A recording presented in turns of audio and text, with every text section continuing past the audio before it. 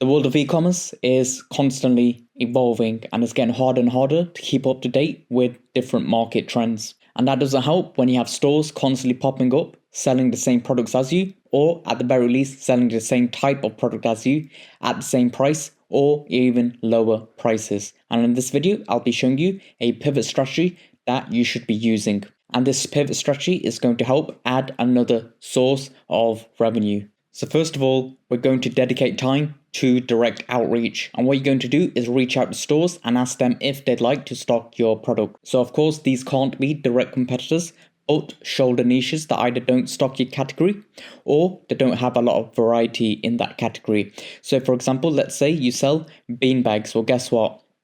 You can reach out to different furniture stores. You can reach out to home decor stores and ask them if they'd like to stock your product. And to make the deal sweeter, you can say to them you don't need to buy any inventory. We'll handle that and we'll handle the shipping. So you want to give a reason why it's hard for them to say no. And what this is doing, you're gaining access to their customer base. Next, you're going to get listed on the easy stores first. So these include things like Amazon, eBay, TikTok, etc. So these are stores you know for a fact you can get listed on.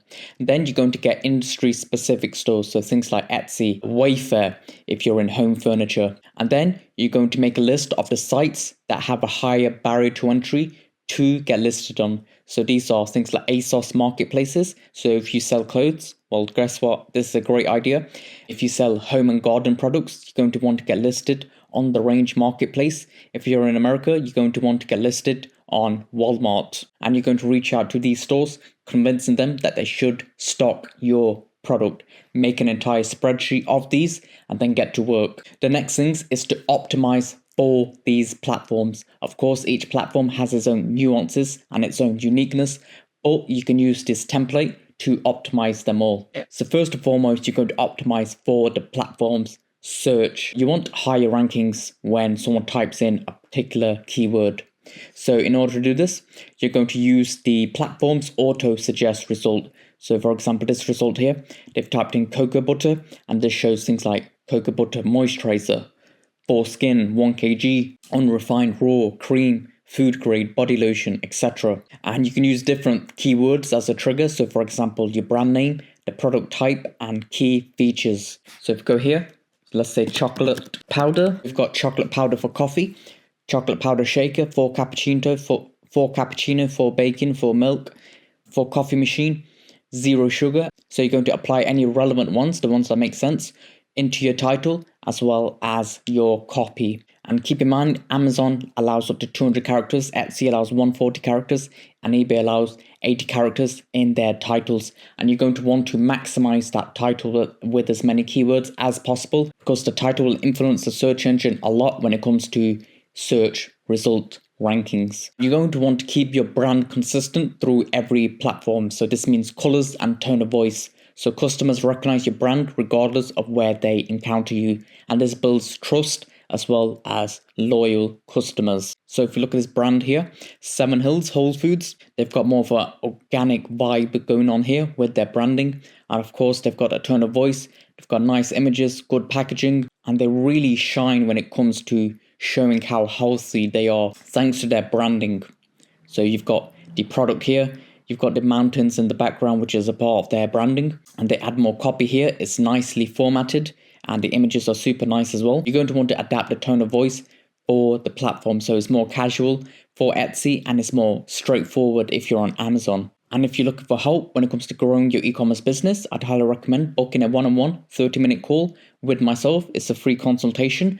And here's my promise to you. By the end of the call, you'll have 3 quick wins with immediate impact on your bottom line, your conversions, and your traffic. A custom tailored 90-day revenue growth plan based on proven techniques, and we'll show you real case studies of similar businesses and how to replicate their success. Now, for some reason, if you feel like you didn't get any value, you can just message me and we'll build a high quality link to your site, optimize 3 pages. So what we'll do is send you a Google Doc and you can copy and paste that. And we'll even send you $50, no questions asked. So what do you have to lose? Absolutely nothing. And I haven't been offering this for long and there aren't many seats available right now.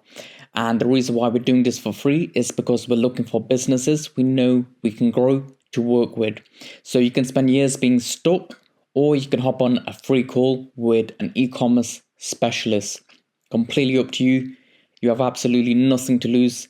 And if you're not willing to pounce on this offer now, today, you never will. And let's face it, you're going to continue spinning your wheels trying to figure out why your business isn't growing. Now we're going to optimize the copy. So what you're going to do is take a look at the best selling products in your space. So when you type something into a platform and hit search, just keep in mind the top results may be sponsored. We don't want to click on these. We want to click on the organic ones and take a look at what they're doing. So for chocolate powder, we skip past these results and let's just open up a few. So if you look at Seven Hills, they're doing a great job with their branding as mentioned, different images, they've got a video, they've even got some copy in their images. They've got different sizes you can choose from. They've put the specifications of the item down, the ingredients, the safety, the directions, some legal disclaimers, a bit about the brand, more intriguing copy.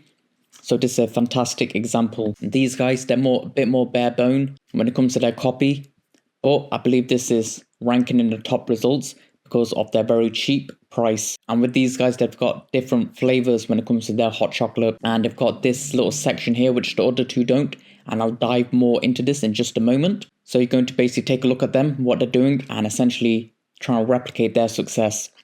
So what you're going to do next is list the 5 to 7 features your target audience cares about most, and you're going to want to expand on the benefit. So a feature is the technical specification, and the benefits what the user will get from that feature. So with these guys, let's say the feature is 80% cocoa. Well, what's the benefit from that? Why does that matter? Well, they explain a bit more here. The perfect blend of sweetness and cocoa for a rich velvety flavor. Enjoy as an instant hot chocolate on a cold night or as a decadent breakfast drink. The benefit the user gets from this is a nice velvety rich flavor and joy. That's the reason why they want to consume this. And then you're going to format it. So use bullet points, bolding, underlining, and of course you want to break up the text. No one wants to read a textbook. Then you're going to add your product images. So the number of images varies on different platforms. So Amazon allows 7, Wayfair allows 10, eBay allows 7. And a good rule of thumb to follow is have a picture of your packaging, so the front, the back in terms of the label, person using your item, as well as some certifications. And other platforms you're using like eBay, you may want to add a watermark, because what happens on these types of platforms is people tend to copy your pictures. So if you've taken the time to stock that product, to take the images, guess what? You probably want to add watermarks, because on eBay, I found that people will copy your images. The thing with these platforms is they have a lot of web developers, a lot of SEOs working on them, and they've really optimized the page speed. So you can get away with adding some really high resolution images on these platforms. So you'd want to add a white background for most platforms, because that's what works best from a conversion standpoint. And you'll notice with Amazon listings, their images always have a white background. Add videos if applicable. So the consumer these days, they want to know everything about that particular product, especially if you're selling something expensive. Let's say you're selling a handbag. Well, guess what? They want to also see inside that handbag as well. If your item is more technical, you probably want to create a video explaining the technical features of it. And when it comes to analytics and performance monitoring, you want to keep track of key metrics like the click-through rates, the conversion rates, and sales rankings for each platform. So not each platform offers these types of metrics. eBay doesn't report click-through rate to you, but they do report impressions. So if your product isn't getting a lot of impressions, well, guess what? You should probably experiment with the title and the copy. And you can make regular adjustments. So update your product listings based on performance, optimize the descriptions, the keywords, and the pricings based on data insights. And what I'd highly recommend you do is check out this video. It's an e-commerce case study where we grow this particular business in a very competitive space within a short period of time.